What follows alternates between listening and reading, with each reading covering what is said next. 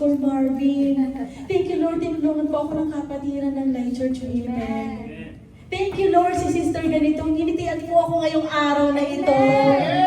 Maganda na po ang araw ko kasi kanina ang lungkot-lungkot ko, pero dahil dun sa smile na yun, you know what? Life is good. Life is good. Maraming dahilan para maging thankful tayo araw-araw. Yes, hallelujah. Napakaraming ginagamit ng Panginoon para ipaalala yun sa atin maya-maya. Amen. No po? So, samahan niyo po ako na ipadalangin po ang ating kaloob, ang ating pagpapasalamat sa Panginoon. Tayo po ay magsitayo. Hallelujah, Lord. Maraming salamat, Panginoon.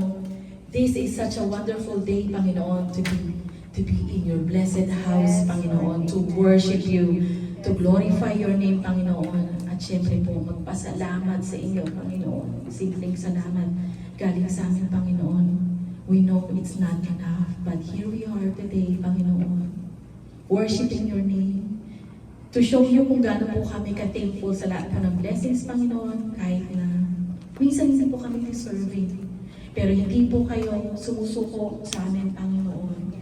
Patuloy at patuloy kayong may ginagamit ang aming mga kapatid, ang aming kapwa na nakakasalumuhan namin sa araw-araw to remind us how good you are, Panginoon. Nasa araw-araw, sa bawat oras, minuto ng aming buhay, palagi pong may pag-asa. Pagdating po sa inyo, Panginoon, being with us, wala pong hindi kami kakayanin, Panginoon.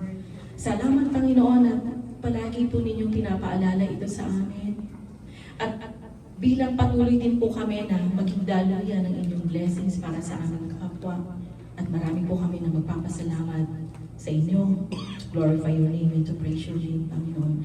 Nawa po, Lord, ay huwag niyo po kami susukuan, patuloy niyo po kami hahawakan, patuloy niyo po kami papalalahanan lang lahat ng good things, ng amazing things na ibinibigay niyo po sa bawat isa sa amin, Panginoon. Minsan man po kung kami ay medyo nadadapa, Panginoon, at nakakalimot, alam po namin, hindi kayo nag-fail na ipaalala sa amin na narito lang ako, anak. Kumapit ka lang. Amen. Salamat, Panginoon. May you continue to bless and protect each and every one of us, Panginoon, sa aming araw-araw na pamumuhay.